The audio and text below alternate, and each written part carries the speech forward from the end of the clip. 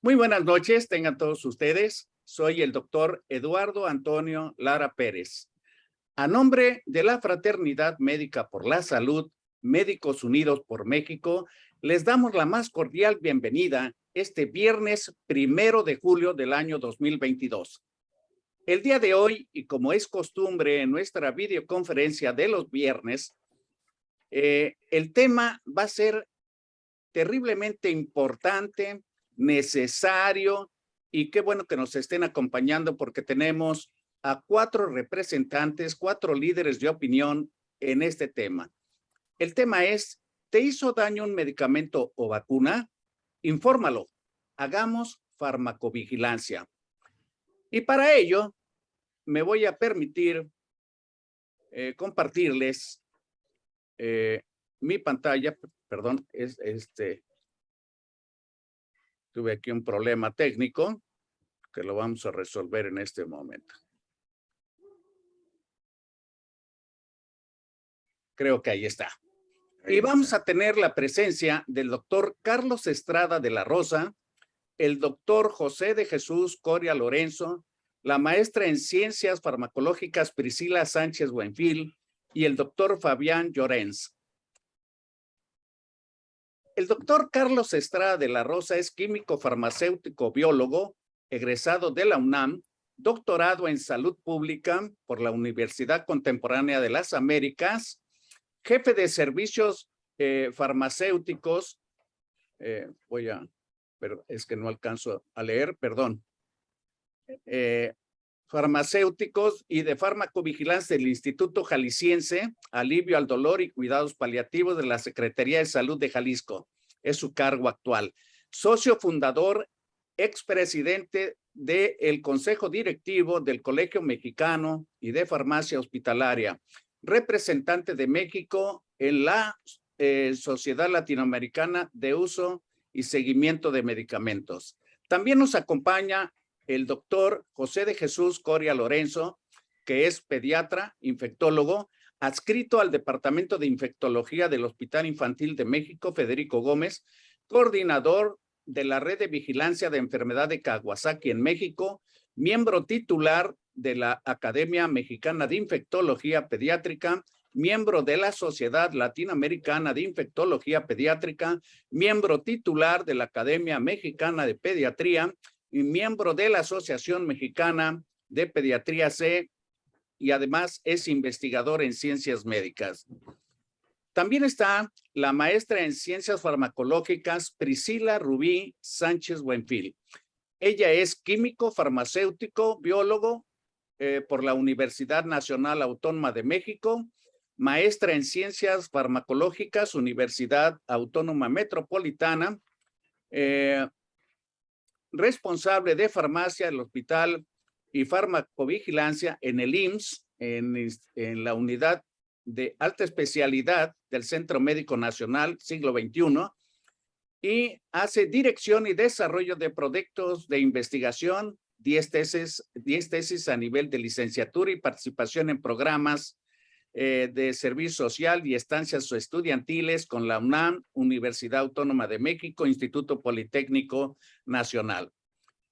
Y por último, el doctor Fabián Llorens Torres. Él es médico con especialidad de medicina farmacéutica, tiene 35 años de experiencia en la industria farmacéutica, la investigación y el desarrollo de insumos para la salud.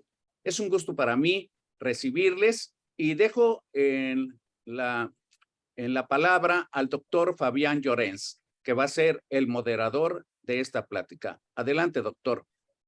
Doctor Lara, pues muchísimas gracias. Primeramente, agradecer muchísimo al doctor Eduardo Antonio Lara Pérez, presidente de esta Fraternidad Médica de la Salud, y también, o quizá mejor conocida como Médicos Unidos por México, que ha tenido un crecimiento relevante a lo largo de estos últimos 2 años y es algo verdaderamente digno de reconocerse. Muchas gracias, gracias a la fraternidad y al doctor. Y pues vamos a dar inicio desde luego a esta sesión. Nos ha preocupado el hecho, como decíamos, desde siempre hemos estado observando efectos secundarios o reacciones asociadas al uso de recursos terapéuticos, medicamentos, vacunas, etcétera. Y bueno, pero pocas veces recapacitamos y ponemos atención qué hacer con ellos, por qué atenderlos, por qué reportarlos, si es que hay que reportarlos o no, cómo hacerlo, etcétera. ¿Y para qué? ¿Para qué sirve ese esfuerzo de reportar y de comunicar todos los casos que se pudieran llegar a recibir?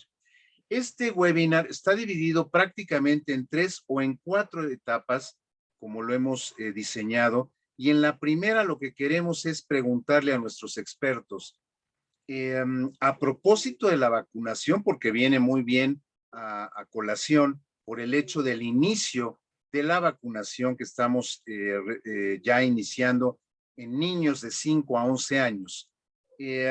Pues, ¿qué sucede? ¿A quién, qué debemos reportar? ¿Cómo? ¿A quién? ¿Qué importancia tiene la implementación de la farmacovigilancia? ¿Qué es? ¿Para qué sirve? ¿Y en qué nos beneficia al final del día? Tenemos 2 expertos en farmacovigilancia, que es el doctor Estrada, la doctora Sánchez Buenfil, y un clínico pediatra infectólogo que también está frente a esta situación.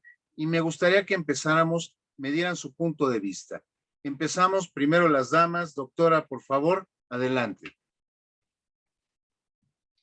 Hola, buenas noches a todos.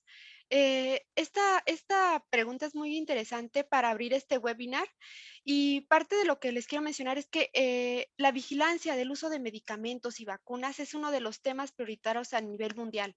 Tenemos que llevar una vigilancia activa de estos medicamentos y parte de iniciar esta parte de darle seguimiento al uso de vacunas y notificar la sospecha de reacciones adversas, pues esta notificación tanto de medicamentos como vacunas se la pueden comunicar al personal de salud, ya sea médico, enfermera o farmacéutico, y estos a su vez pueden comunicarse a un sistema de notificación donde esta notificación va dirigida hacia el coordinador de farmacovigilancia, que ellos a su vez transmiten la información a nivel nacional para emitir, en dado caso, alguna señal de alerta. Uno de los principales objetivos de la farmacovigilancia es la seguridad y eficacia de la terapéutica, y esto es centrado en la atención del paciente. ¿Qué busca? Esto busca lograr aportar evidencia clínica actualizada y así obtener una mejor relación favorable entre el riesgo y beneficio de los medicamentos. Ahorita, enfocado a esto de la vacuna COVID, Secretaría de Salud habilitó un portal en donde ustedes pueden hacer la notificación a través del portal y la notificación es muy fácil y rápida. Entonces ingresan a vacuna COVID, eventos adversos y ahí pueden ustedes notificar cualquier evento adverso que hayan presentado en vacuna.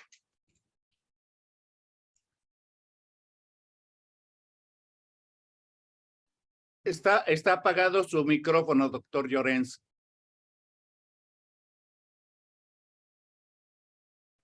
Gracias por el señalamiento, doctor. La pregunta sería, ¿esto es específicamente para todo lo relativo a COVID o es amplio para todos los recursos, doctora? Esto es específico para vacuna COVID. Para Ok, vacuna COVID se habilitó en Secretaría de Salud este portal donde ingresan vacuna COVID Ciudad de México y eventos adversos. Y te lanza la perfecto. página donde pueden hacer una breve descripción de los síntomas y es muy Claro. fácil y muy rápido para hacer la notificación en relación a un evento adverso a vacuna COVID. Y pues más adelante les explicaré un poco de cuáles serán otras rutas para eventos adversos relacionados a medicamentos o a cualquier evento atribuible a una inmunización. Excelente, doctora. Muchísimas gracias. Carlos, ¿quisieras continuar? Sí, claro, con mucho gusto. Bueno, antes que nada me gustaría darle las gracias a la Fraternidad Médica por la Salud por organizar este evento, ¿no? En el cual la verdad es que es muy satisfactorio participar.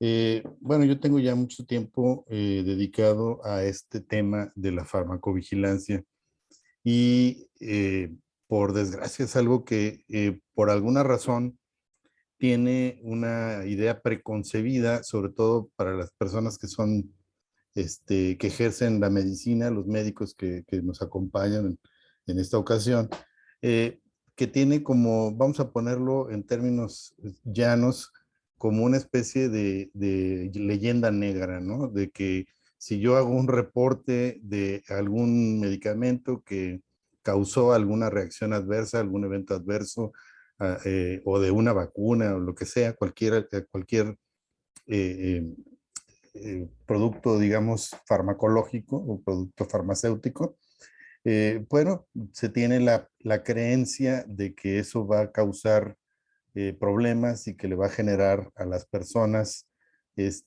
pues algún tipo de problema, ¿no? Con las autoridades. Nada más lejos de la verdad, porque el hecho de reportar es precisamente, o de hacer notificaciones sobre reacciones adversas con medicamentos o con vacunas, es algo indispensable para garantizar la seguridad de los medicamentos y las vacunas a las que tenemos acceso. Si ustedes no hacen esos reportes, si ustedes no omiten esa información, por muy leve que sea, porque puede ser desde un simple dolor de cabeza, ¿no? O una situación que a lo mejor pueden pasar por alto muy sencilla como náusea o algo así, por O muy lo pequeño que conocido, sea. Carlos, ¿estás de Claro, acuerdo? Lo conocido, que a por veces dice uno, supuesto, "Ah, está reportado en las informaciones para prescribir", correcto, no pero importa. resulta que de repente podemos tener un boom, una explosión de cefaleas, de diarreas, de qué sé yo, ¿no? Por Es eso es tan correcto, importante el reporte, claro, es perdóname la correcto. interrupción. No, no, no, no, para nada, no, es importante hacerlo. Y bueno, esto es lo que a mí en particular me ha preocupado siempre y con las nuevas generaciones, sobre todo con los residentes que llegan al instituto donde yo trabajo, pues hago la labor precisamente de enseñarles. ¿Qué información se requiere para hacer un reporte simple de una reacción adversa?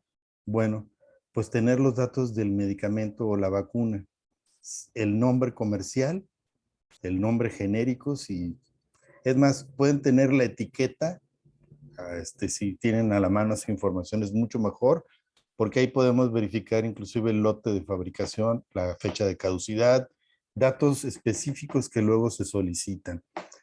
Y básicamente los datos del paciente, qué fue lo que sucedió. Con que tengan ustedes esa información, ya pueden hacer un reporte de una notificación de una reacción adversa. Por lo pronto, esa es mi participación. Seguimos más adelante con otro tema. Muchísimas gracias, Carlos. Jesús, desde tu punto de vista como clínico hospitalario, clínico de consultorio, coméntanos tu punto de vista, por favor.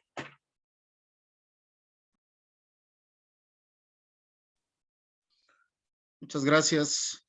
Gracias a todos los que están conectados con nosotros, esperando que esto pueda ser de ayuda para que lo puedan transmitir también a sus residentes, a sus médicos colegas, como lo dijo el doctor Eduardo Estrada, a sus colegas donde trabaja la doctora, y de alguna manera, pues tanto a sus pacientes, que son los que en un momento dado, los que reciben el manejo.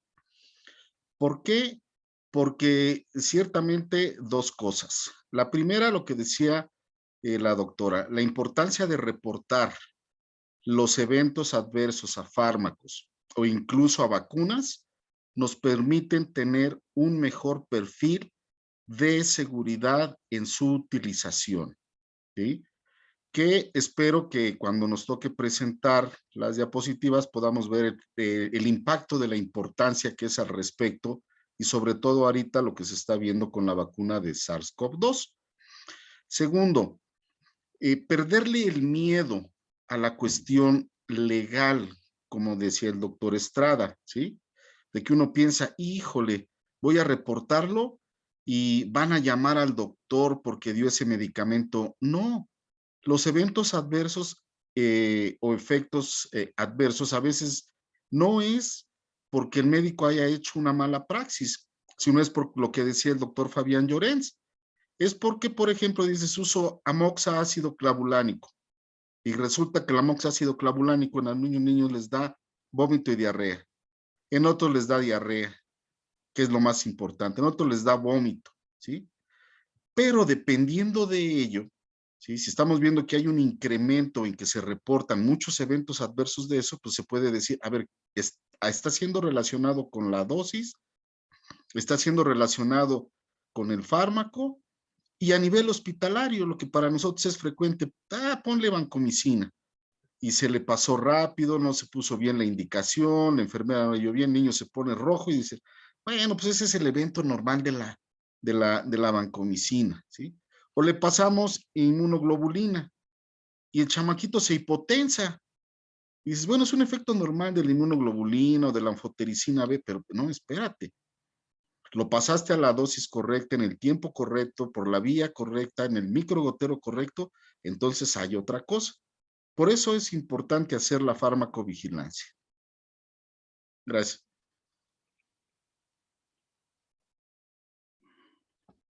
Excelente, Jesús, muchas gracias. Realmente, antes de entrar a la segunda etapa, para que nos hagan favor de presentarnos algunas láminas que prepararon, a mí me gustaría nada más comentar, la farmacovigilancia viene desde los años 70. Yo tuve conocimiento de ella desde los años 80, pero ya veíamos que venía evolucionando desde aquella década. Y realmente en México inició para fines prácticos por ahí del año 2006, con la aparición de la norma oficial mexicana 220, que ha venido, se emitió por primera vez con la denominación del 2004. Ha tenido múltiples cambios, múltiples adaptaciones, actualizaciones, y hoy en día la versión vigente es la del 2016. Esta en realidad le ha aplicado quizá con mayor impacto y mayor exigencia a la industria farmacéutica. La industria farmacéutica, compuesta en México por más o menos 300 laboratorios entre multinacionales y nacionales, y han sido los principales ejecutores de esta normatividad y de poder sembrar a nivel de profesionales de la salud y en la medida de lo posible a las poblaciones, a los usuarios, a los pacientes, pero no se ha logrado el efecto final, el efecto exitoso para que todos estemos reportando estos eventos adversos. En México se registran con trabajos el 3% de lo que se reporta en Estados Unidos, Norteamérica, Europa y los países desarrollados de Asia. Entonces, estamos en una situación muy, muy precaria de reporte y es importantísimo. Ya veremos ahora en las próximas comentarios y presentaciones por qué razón es tan importante el reporte y la participación de todos, no solo de la industria farmacéutica, sino de los profesionales de la salud y la población en general, el público en general, es quien más genera y que debemos darle trámite y paso a todos esos eventos, a todos esos reportes. Pasamos a la etapa 2 y le pido, si te parece bien, Priscila, si nos presentas lo que traes preparado, por favor. Y nos seguiremos con Jesús y después con Carlos Estrada, por favor. Muchísimas gracias.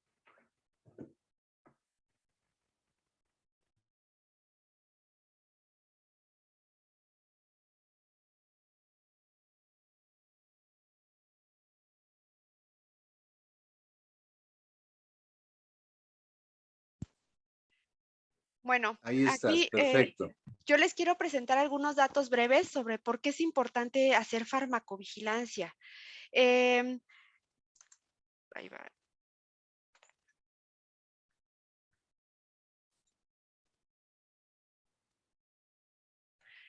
Parte de esto quiero definir brevemente y algunos puntos claves de qué es farmacovigilancia. Farmacovigilancia, la OMS lo define como una ciencia y todas las actividades relativas a salud pública. Esto es muy importante porque cuando hablamos de ciencia hablamos de un método específico, de un método experimental que se basa en observación y análisis de información. Y parte de esta información pues sirve primordialmente es detectar, vigilar, investigar sobre estos nuevos medicamentos, generar evidencia clínica actualizada, hacer evaluación de toda esta documentación generada para que, para maximizar la relación efecto riesgo-beneficio y generar estrategias para disminuir esos riesgos, identificar riesgos posibles para poder generar una estratificación de riesgos y minimizar, generar planes de minimización de riesgos. Y esto va enfocado a medicamentos, a productos biológicos, a vacunas o cualquier otro insumo relacionado a la salud. Como les dije, nos va a servir para prevenir efectos adversos y cualquier otro problema relacionado con el manejo de estos insumos. Pero cuando hablamos de una reacción adversa, ¿qué es una reacción adversa? Bueno, es cualquier evento no deseado o efecto no deseado sobre el uso de estos medicamentos y que estos tienen una relación con el medicamento que se está utilizando. ¿Qué quiere decir esto? Cuando nosotros utilizamos un medicamento y no buscamos tener algún efecto secundario o algún efecto colateral que se pueden presentar, tenemos que notificar la sospecha de estos eventos adversos. Es muy importante. Luego muchas veces me preguntan, no, es que este es un efecto secundario esperado o este es un efecto colateral esperado. Sí, pero nosotros como profesionales de salud o como pacientes tenemos que notificarlo, porque con esto nosotros podemos mejorar el uso de medicamentos, no solamente a lo mejor un retiro o suspender el tratamiento, no, podemos buscar estrategias para que ese manejo terapéutico sea individualizado y lo más efectivo posible. Es decir, a lo mejor, como mencionaba el doctor, algún medicamento le causó algún malestar, diarrea o náuseas, buscar estrategias a lo mejor en la frecuencia con el que lo toma, si es antes o después con alimentos. Entonces, todo esto a notificar como paciente o como profesional de salud, se pueden generar estrategias para nutrir esta información o esta evidencia clínica sobre el manejo de medicamentos. ¿Y por qué farmacovigilancia? Bueno, parte de ello es el medicamento. Sabemos que cuando utilizamos un medicamento es una sustancia activa que tiene un beneficio terapéutico que está claramente detallada conforme a sus propiedades fisicoquímicas y que va a tener un efecto tanto terapéutico o profiláctico o como algún manejo a lo mejor de diagnóstico en algún paciente, pero es muy importante que este efecto no va solo, va acompañado de múltiples efectos. Por ejemplo, claro, lo tenemos ahorita en el tratamiento en el manejo terapéutico que se llevó a COVID. Este esquema me gusta mucho porque muchas veces utilizamos un medicamento y decimos, sí, nada más va contra algún efecto, no sé, paracetamol, fiebre o el aspirina, manejo de algo, pero no, hay muchos efectos que en el cuerpo actúan, o sea, no hemos encontrado algún medicamento que tenga una diana terapéutica y que vaya directo y no cause algún otro efecto. Entonces, aquí les quiero plasmar cómo simplemente un tratamiento puede tener múltiples efectos o efectos tanto secundarios o colaterales en un organismo. Y es muy importante notificarlos porque con esto nosotros podemos generar estrategias terapéuticas y de minimización de riesgo. Entonces, es difícil encontrar alguna reacción adversa o por qué hay tanta bajo de notificación. Pues no, claro que muchas veces tenemos esta presencia de efectos o de eventos adversos y no los notificamos a lo mejor por miedo, por tiempo, por dificultad en los procesos.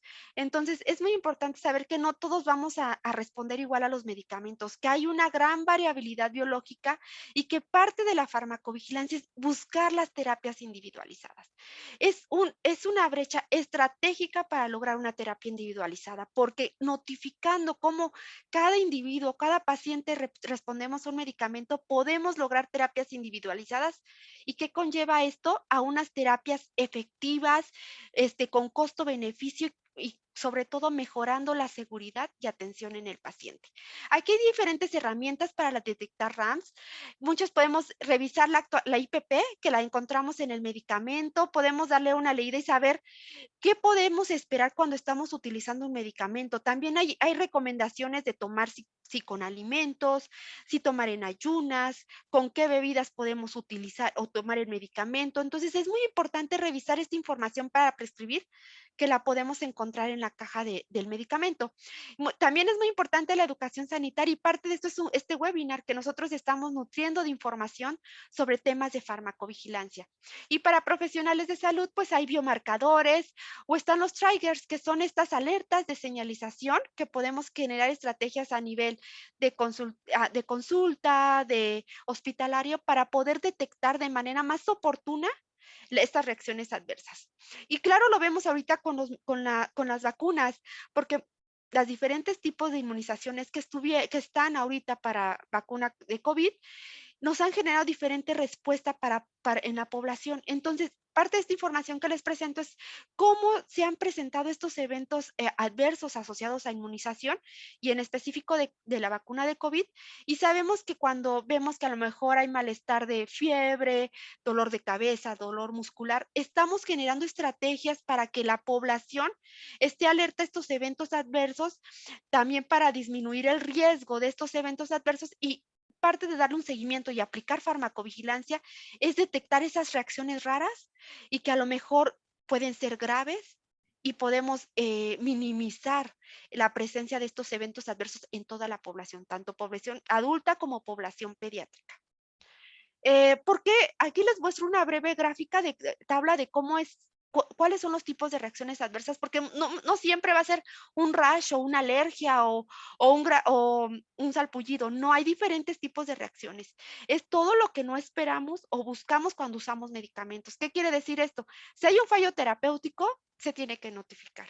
Si hay a lo mejor la dosis se tiene que elevar en cierto grupo de pacientes, en el caso a lo mejor de profármacos o tipos de medicamentos, es una reacción adversa, porque nosotros estábamos dando una dosis terapéutica y no tenían respuesta. Entonces es muy importante que como pacientes notifiquemos. Si no estamos teniendo a lo mejor la mejora del dolor, la mejora de la sintomatología, comuniquémoslos al médico tratante, comuniquémoslos con los profesionales de salud para que nosotros podamos optimizar esa terapéutica.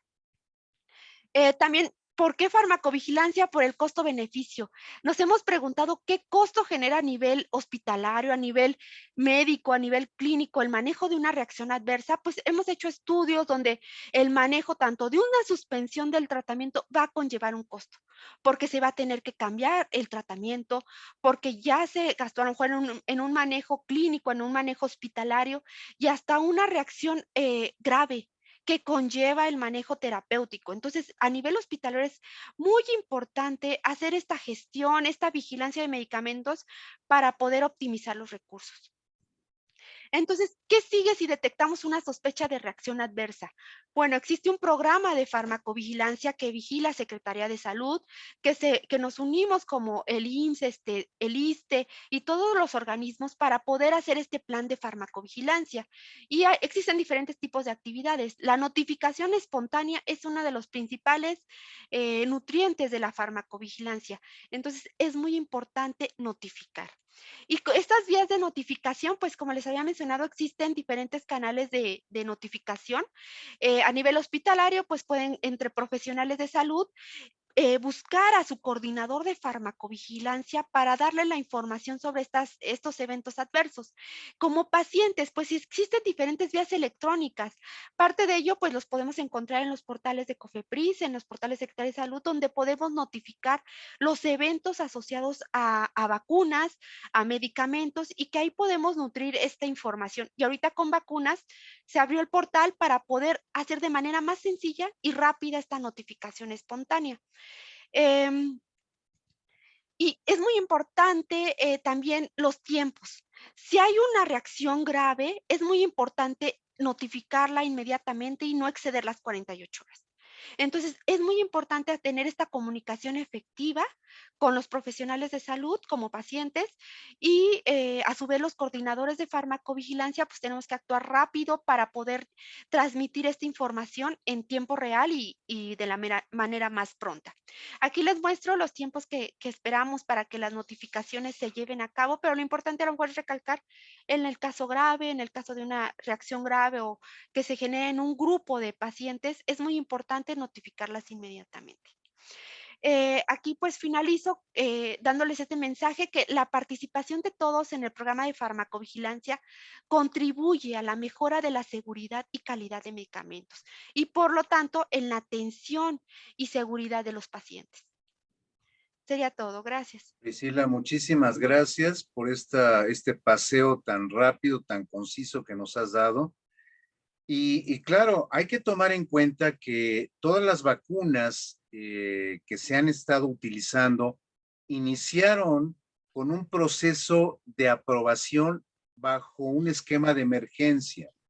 Quiere decir que fue un esquema acortado, facilitado, para poderlas usar lo antes posible para que tuvieran su efecto. Y eso nos limita un poco el conocimiento, pero si nosotros como pacientes, como profesionales de la salud, reportamos todo lo observado, nos abre un panorama para compensar lo que implicó la urgencia o la emergencia de procesar y agilizar la aprobación de un recurso profiláctico. Entonces, muchísimas gracias, Priscila. Le cedo la palabra a Jesús, por favor.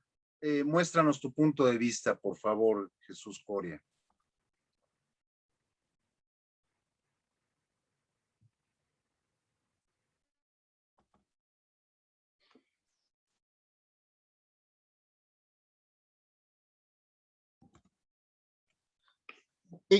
Muchísimas gracias y nuevamente a todos los que están presentes, los que nos están escuchando. Bueno, este es el tema, no nos detenemos en ello. Este es pues parte de mi ridículum, dirían por ahí. Bueno, dos cosas importantes de los objetivos de esta charla, ¿sí? Antes aclarar que no tenemos ningún conflicto de interés al respecto, sino simplemente concientizar sobre la problemática desinformada de algunos eventos adversos. Jesús, no estamos viendo tu presentación, si es que estás compartiendo ya algo. Sí, se supone que ya la compartí. No la estamos viendo. Checa si estás en pantalla 1, pantalla 2. Por favor. A ver, compartir pantalla. Ahora sí, ahí Ok. está. Ahí se ve. Bueno, objetivos. Entonces decíamos, ya prácticamente el primero y el último, ya se comentó mucho de ello, entonces lo que nos toca a nosotros es que la gente se concientice sobre la problemática de los eventos adversos en cuanto a la aplicación de biológicos como las vacunas, promoviendo, como ya lo dijo la doctora Priscila, el reporte de estos eventos colaterales a las instancias pertinentes que ya atinadamente comentó ella en sus diapositivas. Todos sabemos acerca de este artículo que la mayoría, cuando hablamos de efectos colaterales, efectos adversos, eventos adversos, de el error es de humanos, ¿sí? Pero, ¿qué hay sobre el error médico? ¿Sí? Y se dice que es como la falla en ejecución de una acción adecuadamente planificada o el uso de un plan equivocado para lograr un objetivo. Me gusta poner esa diapositiva de la casa ahí construida sobre llantas. ¿Quién haría eso? Yo creo que nadie en su sano juicio, ¿verdad? Esa es una ejecución de una acción mal planeada, ¿sí? Y en el caso del médico que dice, oiga, ese antibiótico va a quitar el dolor de cabeza, oye, pues tengo 30 años de experiencia. Tampoco es el plan correcto, ¿verdad? Para lograr el objetivo. Pero bueno, es parte del error humano. Sin embargo, es algo que puede ser corregible. Pero nada más hacer énfasis a estos 5 fármacos que son unas quinolonas que lamentablemente, ¿sí? Les fue muy mal por ser quinolonas y todo el proceso que llevaron para su elaboración entre más o menos 10, 15 años, ¿sí? Y que fueron fármacos retirados por efectos adversos o reacciones adversas al fármaco, gatifloxacina, tamafloxacina, trovafloxacina, grepafloxacina y sparfloxacina, ¿verdad? Por todo lo que ustedes leen ahí, por las causas que fueron retiradas de comercialización. ¿Qué hay sobre las vacunas? ¿Sí? Bien, han sido retiradas vacunas también por efectos adversos asociados a las vacunas que se conocen como ESAVI, ¿sí? Efecto supuestamente atribuible a la vacunación o inmunización. ¿Posterior a qué? Posterior a un reporte a través del medio de Bayers, que es un reporte de evento adverso relacionado supuestamente a la vacuna. Vean, la vacuna de Rotashil, ¿sí?, que fue licenciada en julio de 1998, para un año después de su uso, ¿sí?, julio del 99, los CDC la pospone y finalmente 5 meses después la retira del mercado. El Comité Asesor sobre Prácticas de Inmunización en Estados Unidos, conocido como la CIP, el 22 de octubre dice que por una asociación, y es lo que, sin tratar de generar polémica, vean ustedes que dijeron que se retiró por haber encontrado la asociación de la vacuna con intususcepción entre 1 a 10,000 o entre 1 en 32,000 vacunados. Un número muy bajito, y retiraron la vacuna. Rotatec, hallazgo de fragmentos de ADN de circovirus porcino de los tipos 1 y 2, ¿sí?, en la vacuna. Parcialmente suspendida en Europa en marzo 29 hasta el 4 de noviembre del 2010. Obviamente después hubo que hacer cambios en la vacuna, ver qué estaba pasando, pero eso solamente pasó en Europa, ¿sí? Eso habla de la mala información que puede girar incluso alrededor del mundo. Rotarix, también igual, ¿sí? Fue suspendida también en toda Europa desde junio hasta el 4 de noviembre del 2010, también por encontrar fragmentos del DNA de circovirus, un virus que es el agente causal principal de síndrome de desmedro, en el que los cerdos presentan retraso en peso y una condición corporal muy deteriorada, con costillas y vértebras visibles, aunque abdomen distendido, ¿verdad? Entonces fue la razón por la que se quitó. En México no se suspendió la vacunación. Ha pasado recientemente con todas las vacunas de COVID-19. Bueno, pues fueron autorizadas como uso de emergencia para utilizarse en población de 60 años en adelante. Posteriormente se fue tratando de ver en población menor y actualmente, junio 17 del 2022, ¿sí? Ya anteriormente habían anunciado que se podían aplicar las vacunas de niños de 5 a 12 años, porque ya estaban los otros grupos también ya vacunándose, pero en dicen que la vacuna se utiliza de emergencia, tanto la de Moderna como la de Pfizer, para vacunar a niños desde los 6 meses de edad, ¿sí? Vacuna de emergencia. Bien lo dijo el doctor Fabián Llorens, todas las vacunas han sido autorizadas de emergencia. La única que ha tenido la aprobación, entrecomillado, por la FDA es la de Pfizer, ¿verdad? Pero para los jóvenes de 18 hasta los jóvenes de más de 65 años de edad, como los que estamos en parte aquí del panel, ¿sí? Y entonces, bueno, dicen, hoy hemos autorizado la vacuna de uso de emergencia de Moderna y de Pfizer a partir de los 6 meses de edad, y finalmente también ya sabemos que está autorizada como emergencia la de Moderna hasta los 17 años de edad. O sea, insistimos, la única que está ahí bien aprobada es la de Pfizer. La razón, no sabría realmente por qué explicarla, pero bueno. Y algo que llama la atención y que me deja ahí algo no muy claro, reportado igual por la FDA, la misma FDA y los CDC, es este párrafito ahí que se los traduje. Dice, antes de tomar la decisión de autorizar estas vacunas para las respectivas poblaciones pediátricas, se consultó al Comité Asesor de Vacunas y Productos Biológicos relacionados de la FDA, que votó a favor de la autorización.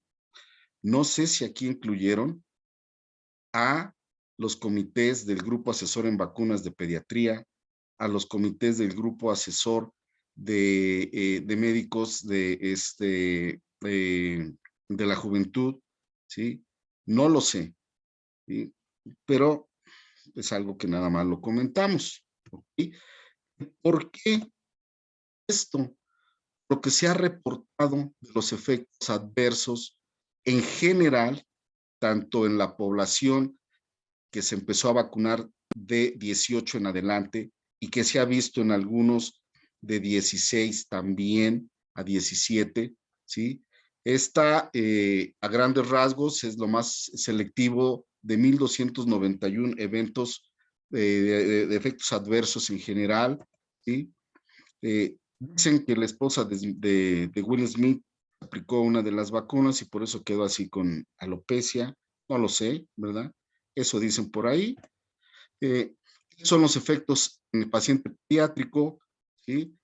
Pero ustedes dicen, no, pues los pones así como tal, en general todo. No, aquí están. Aquí están todos los efectos, ¿sí? Numerados de lo que en un momento dado puede estar condicionando tanto las vacunas que están ahorita en aprobación tanto para uso ya como tal bien y como el uso emergente en la población pediátrica, adolescentes y adultos. Pero buscando más información, ¿sí? Y ya traducido esto de los CDC, ¿sí? Ustedes pueden ver ahí la referencia bibliográfica, publica normalmente actualizaciones de todas las reacciones adversas de interés. Empezaron, y seguramente se acordarán, que lo primero que decían eran reacciones alérgicas asociadas a anafilaxia, ¿sí? Tanto de Pfizer Biotech, tanto de Moderna, era de lo que se hablaba. Después empezaron a decir, bueno, no, síndrome de trombosis con trombocitopenia, o solamente síndrome de trombosis sin trombocitopenia, principalmente la de Janssen. Pues dijeron, bueno, también Janssen puede causar síndrome de Guillain-Barré, ¿sí? De hecho, ahí pueden ver ustedes en rojito, arriba de donde dice síndrome de Guillain-Barré, lado derecho, un iconito ahí que dice PDF, donde todos pueden ser descargables, ¿ok?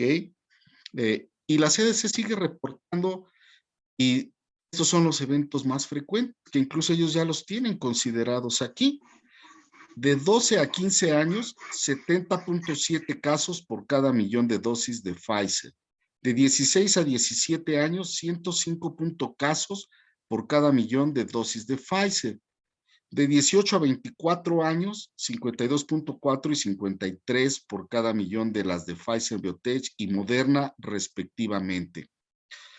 Si yo, sin querer polemizar, y me regreso al retiro de la primera vacuna contra rotavirus, y que fue un caso en 10,000 y uno en 32,000, bueno, pues no sabría cómo contestar el qué está pasando. Y bueno, vamos a vacunar niños de 6 meses en adelante. Ustedes ven abajo en la tabla que todos los informes están verificados, y las fechas en que fueron verificados y la proporción en los que se verificó. Y algo que señala muy gráficamente los CDC y la FDA es que los informes de muertes después de la vacunación contra el COVID-19, si bien son poco frecuentes, la FDA exige a los proveedores de atención médica que notifiquen al VAERS de que no se pueda tratar de un ESAVI. En conclusión, es lo que diría esta diapositiva. ¿Qué ha pasado y qué nos tiene a todos con la incertidumbre? Jesús, Esto es lo que se queda tarda. un minuto más, por Sí, favor. así es la última. Esto es lo que se tarda en hacerse una vacuna, ¿sí? Prácticamente es escalonado y es muy señalado que la seguridad es prioridad. Perdón que esté en inglés, pero no la robamos por ahí. ¿Por qué? Porque la seguridad y prioridad va muy de la mano con el reporte de efectos adversos, como lo han comentado ya los que me han antecedido. Y pues es simplemente la importancia del por qué hacer los reportes de los posibles efectos asociados con las vacunas que se van a poner y que nos seguimos poniendo. Muchas gracias.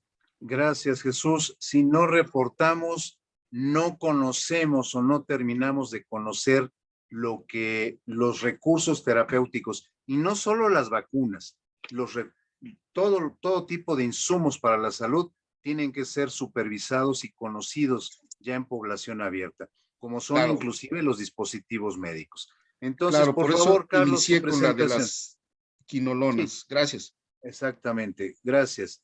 Carlos, adelante. Sí, muchísimas gracias. Déjenme compartir la pantalla.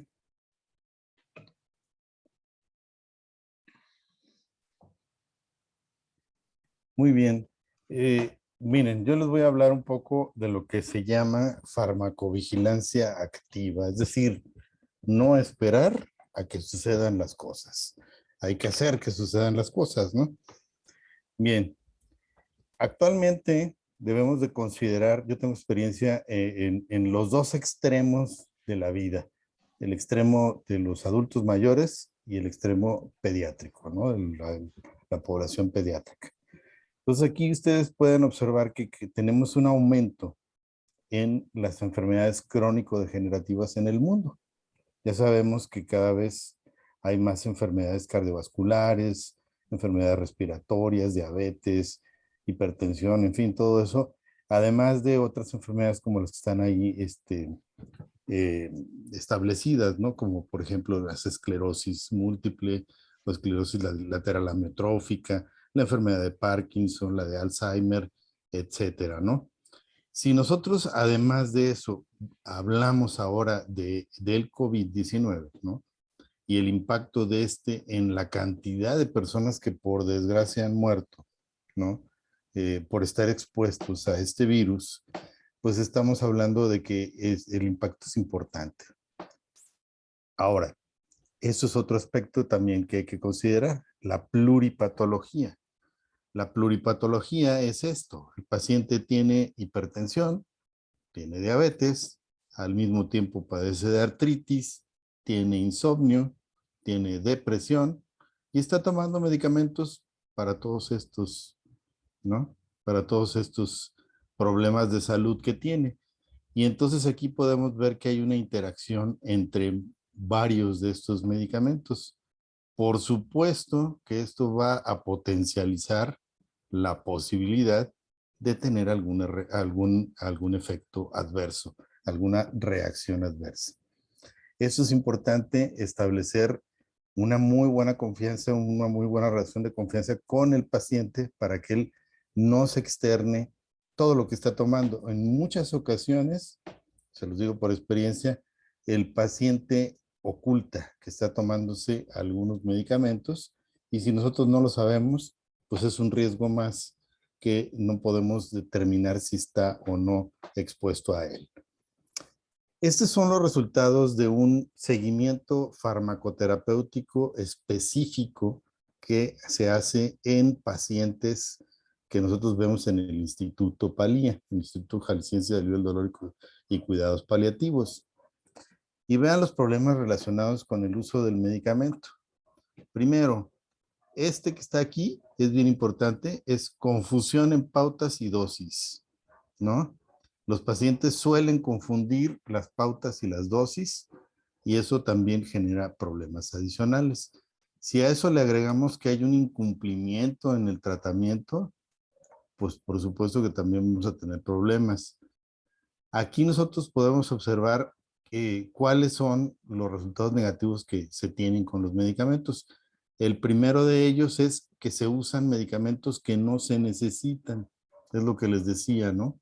Medicamentos que ya por alguna razón deberían de dejar de tomar y los siguen tomando. Y eso agrega un factor de riesgo importante. Si nosotros también vemos que hay confusiones en cuanto a las pautas y las dosis y se utilizan sobredosificaciones o dosificaciones subóptimas, pues también tenemos problemas, ¿no?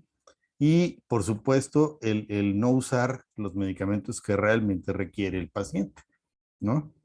Estos son interacciones frecuentes encontradas en los pacientes que nosotros vemos. Vean lo más importante, ¿no? Aquí prácticamente estamos hablando de lo mismo, de presión respiratoria y aumento en la toxicidad. ¿Por qué? Porque nosotros estamos hablando de pacientes que tienen dolores muy intensos y que están sometidos a opioides, ¿no? En el caso en particular. Pero otro de los aspectos también importantes es la presencia de pérdida del efecto terapéutico y por lo tanto el paciente empieza a tener problemas de dolor o un síntoma no controlado, etcétera. Y nosotros también hemos detectado, por supuesto, las clásicas, ¿no? Como el rash cutáneo, que le salen ronchitas al paciente, ¿no? Ese tipo de problemas. Ahora, vamos viendo el otro extremo que les decía. Esta es una encuesta que nosotros aplicamos post vacunación en los hospitales niños, es un hospital pediátrico, en que yo hago también esta labor de farmacovigilancia. Vean las preguntas. La primera, ¿presentó alguna molestia en general? 123 personas responden. 100 de ellas, el 81.3, dicen que no hubo problemas, ¿no? Pero el resto dice que sí, no especifica cuál, algunos sí especifican y ahí vienen algunos ejemplos. Luego, fiebre, que es algo que probablemente esté muy relacionado a la vacunación, ¿no? Que ya vimos en el caso del COVID, hay algunas vacunas que probablemente causen esta situación. Ahí también tenemos cierto porcentaje, un porcentaje más o menos relativo al 10%, 90% no presenta problemas, 10% sí lo presenta, ¿no? El síntoma en particular. Esto, la erupción, el rash, las ronchitas, ¿no? Que hablábamos de ello, pues también se puede presentar. Aquí hablamos de las molestias en el área de inyección, que si le duele el brazo, que si le duele el sitio de inyección específico, y ahí están los resultados. Veamos otra situación, molestias estomacales, que también se suelen relacionar con muchos medicamentos. También algunos presentan este problema, otros no lo presentan. Y acá es, digamos, una general, un dato general, ¿no? Si presentó alguna otra molestia y cuál, y ahí se declaran un montón de ellas, ¿no? Otras no especificadas, etcétera. Pero hay un número porcentaje. Vean cómo va bajando en algunos casos el número de respuestas, ¿no? Ahora, pacientes a los que se les aplicaron las vacunas, 6,596, por lo menos una vacuna. ¿Cuántos padres de esos pacientes respondieron la encuesta postvacunación? 123. Vean la cantidad, 1.86% de las exposiciones. Es bajísimo. Y eso que estamos preguntándolo, ¿no? Y pacientes que presentaron o se quejaron de alguna molestia, 23. 18.7 de esos 123, ¿de acuerdo?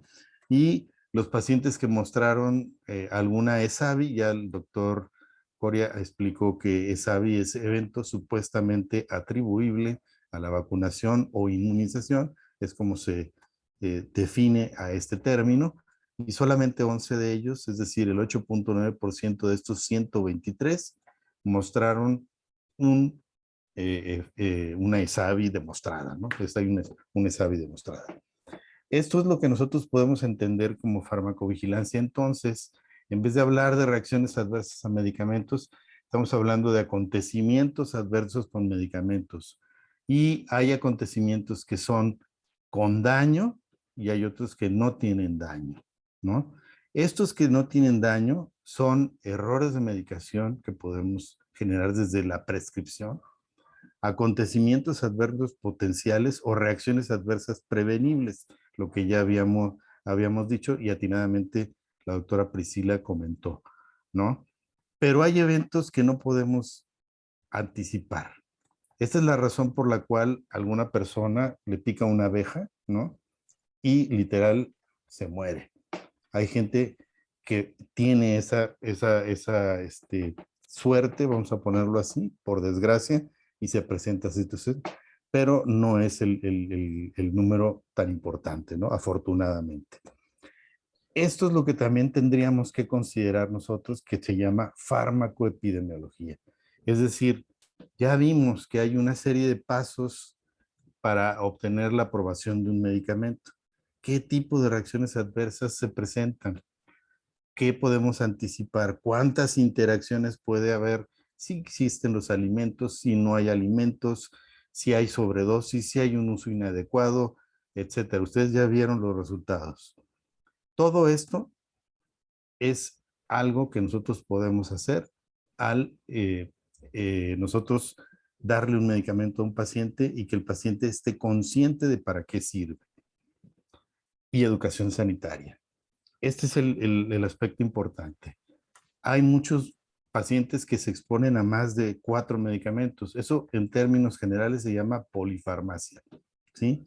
Y entre más medicamentos toma el paciente, más riesgos, ¿sí? Y si toma el medicamento con jugo en vez de tomarlo con agua, pues también existen más problemas. Y dejo esta parte, los medicamentos no son caramelos, hay gente que se los toma como si los fueran. Todos los medicamentos, por muy nobles que puedan ser, pueden causar reacciones adversas y muy severas, algunas. Y esto se puede prevenir desde la prescripción. Esta parte es importante que ustedes la conozcan porque ustedes pueden hacer mucho como médicos. Si ustedes aplican este concepto que se llama uso racional del medicamento, en el cual un medicamento tiene que ser bien seleccionado para las condiciones específicas del paciente y por un periodo de tiempo apropiado y a un menor costo, utilizando estos conceptos básicos de maximizar los beneficios, minimizar los riesgos, minimizar los costos y por último, respetar las opiniones de los pacientes, que son los elementos de una prescripción adecuada, ustedes pueden hacer mucho. Si ustedes no involucran al paciente en la toma de decisiones de un medicamento, créanme, les va a decir que se lo va a tomar, pero no se lo toma. Eso está más que demostrado. La mitad de los pacientes no lo hacen. Y les dejo esta reflexión en la cual precisamente esto es a lo que nos exponemos cada vez más. Hay mucha exposición a demasiados medicamentos y eso genera problemas. Básicamente es eso. Muchas gracias. Carlos, muchísimas gracias por tu aportación muy interesante y yo coincido contigo. Las medicinas no son golosinas, un dicho de hace muchas décadas, pero es muy cierto y sigue siendo aplicable. Tenemos aquí varias preguntas. Déjame ir al chat porque hay varias que ahorita las detuve. Yo quisiera, si les parece bien, básicamente con lo que queríamos cerrar este webinar era básicamente con los temas, cómo veían ustedes la participación de los profesionales de la salud y de la población en general. Pero por el corto tiempo que nos queda, le voy a dar acceso a las preguntas del público. Y aquí yo tendría, por ejemplo, dice la doctora Rocío Mendieta, sugiero la elaboración de una aplicación descargable en el celular mediante el cual se pudiera notificar inmediatamente, evitando el llenado de un papel con el que se cuenta en todos los horarios en los hospitales y en el consultorio privado. Eso, doctora, usted nos ha leído la mente. Tenemos un desarrollo de hace algunos años, ya comentaremos más adelante, pero tiene toda la razón, porque lo que hay que hacer es facilitar propiamente el reporte y que esto sea realmente muy accesible, tanto para profesionales como para público en general. No todos tienen el conocimiento de a dónde se debe notificar a la dirección correcta. Miren, déjenme comentar esto. Todos los laboratorios, todos, si sabemos qué laboratorio es el fabricante, tiene una unidad de farmacovigilancia por obligación, por normatividad. No puede vender medicamentos si no tiene, por lo menos en México, no tiene una unidad de farmacovigilancia y generalmente entra usted a la página y va a encontrar este sitio donde se puede reportar y deberá obtener obligadamente una respuesta, sin duda. El Instituto EduPharm igualmente ofrece sus canales para poder recibir cualquier queja y nosotros nos encargaremos de transmitirla o cualquier evento, no necesariamente negativo, ¿no? pueden ser cosas positivas, como se han descubierto muchos usos actuales. Luego viene aquí, no vi la... dice, hoy vi una receta con 15 medicamentos, a propósito de lo que comentabas, Carlos. Paciente de medicina interna, adulto mayor, con 15 medicamentos. Entonces ahí podemos dimensionar el número de interacciones potenciales que a lo mejor pudiera ser que no existan, pero puede ser que sean verdaderamente catastróficas. Cast Darevi Dantes comenta, prescripción racional de medicamentos es igual a prescripción con ética. A ver, coméntenos al respecto si nos hacen favor. ¿Quién quiere tomar esta respuesta? Bien, si quieren lo hago yo porque tomé digamos, gracias, Carlos. Adelante. Digamos, puse el tema en el asunto. A final de cuentas, esta prescripción no es tanto, tiene que ver con la ética, sí, por supuesto, pero tiene que ver con el proceso. El proceso, a los médicos no les enseñan, y es un error, desgraciadamente, en la universidad, a prescribir. Ellos aprenden a prescribir por lo que ven con su maestro, ¿no? Pero a final de cuentas, así es, pero a final de cuentas no aprenden una metodología. Y esto habla de ese proceso, básicamente. La Organización Mundial de la Salud, desde 1985, yo egresé en ese año, fíjense, de la universidad, de la licenciatura, desde esa época existe un programa que se llama Uso Racional de Medicamentos. Generó una guía, que es la guía de la buena prescripción, que estoy seguro que muchos de los médicos que aquí están presentes ni la conocen. Pero esa habla precisamente de cuál es la metodología adecuada para prescribir. Yo solo les puse los elementos básicos que hablan de una prescripción con calidad. Y no podemos hablar de una prescripción con calidad si no hablamos de esos aspectos que les comenté y sobre todo de involucrar al paciente en la toma de decisiones de qué medicamento va a tomar. El tiempo aquel en donde el médico decidía qué tenía que tomarse y qué no, ya pasó. Aparte ahorita, todos los pacientes tienen acceso a internet y les aseguro que más de uno les puede cuestionar una prescripción. Claro, básicamente es por eso, no es por otra razón. Correcto. Totalmente de acuerdo, Carlos. Y ahorita con los comentarios que estoy viendo en el chat, hablando de que la letra chiquita, cómo prescribir, etcétera. La verdad de las cosas es que desafortunadamente no pude presentar algunas imágenes del PLM de los años 80, pero en aquel entonces todos los medicamentos, todos producían ocasionalmente diarrea o constipación. Vómito, diarrea o constipación. Ese era el patrón general de efectos secundarios, como se describía. Al paso del tiempo, hemos podido identificar cuáles son las particularidades de cada molécula, de cada clase terapéutica, y hoy en día podríamos decir que es casi imposible que un médico recuerde y memorice todos los eventos adversos o reacciones adversas identificadas, y por ende es muy importante, por un lado, documentarse, claro está, si estamos en la prescripción, pero segundo, reportar todo aquello que nuestros pacientes nos comparten, nos dicen, porque eso es la forma de conocer mejor el comportamiento de un medicamento. Dice por aquí Fabiola Aguilar, ¿cómo manejar el involucro de los pacientes en el caso de los pediátricos? Ay, no me queda muy clara la pregunta. Raúl Parga dice, muchas gracias por su excelente ponencia.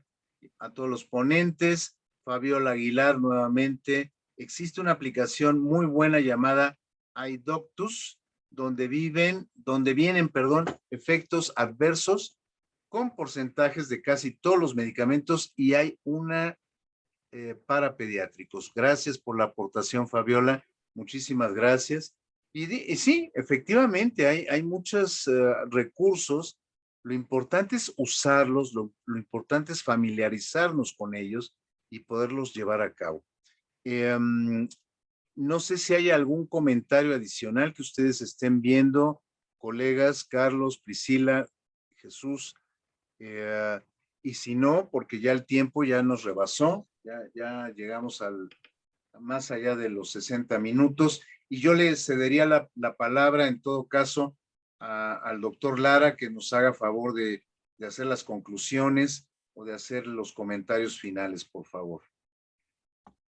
Muchas gracias. Bueno, yo primeramente los felicito. Creo que fue la primera plática de farmacovigilancia para despertar muchas inquietudes y seguramente que hay mucho por investigar.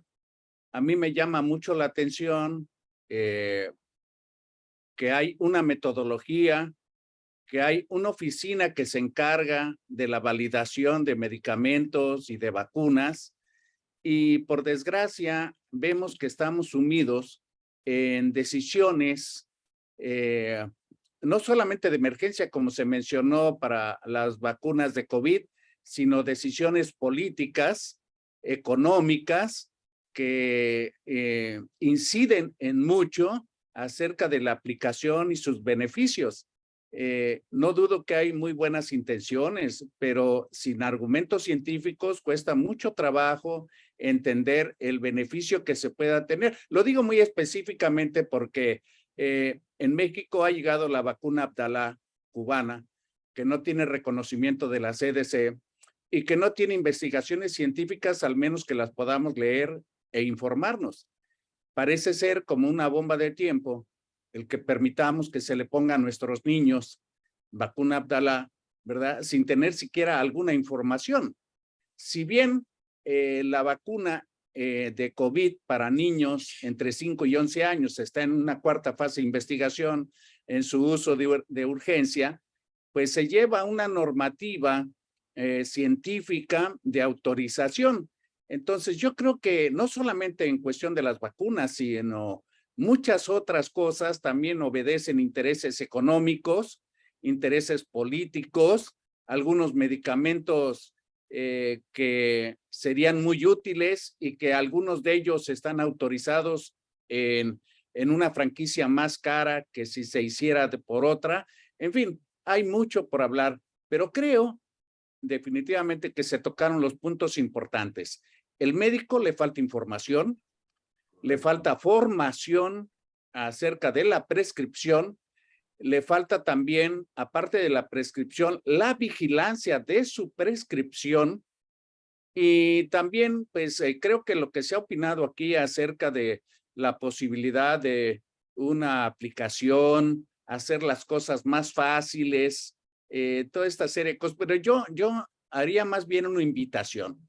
Todo lo que ustedes encuentren, regístrenlo, mándenlo a alguna asociación, la que ustedes quieran, y que se publique, porque de nada sirve tener datos, de nada sirve tener conocimiento de personas o de efectos, si no los ponemos públicamente para que cualquiera lo pueda leer y forme su criterio acerca de qué beneficios o perjuicios podría encontrar con la utilización de medicamentos o vacunas. Yo quiero, si no hay más comentarios, agradecer. Doctor, sí, doctor Llorens, adelante. Hay una pregunta final que entró de último momento.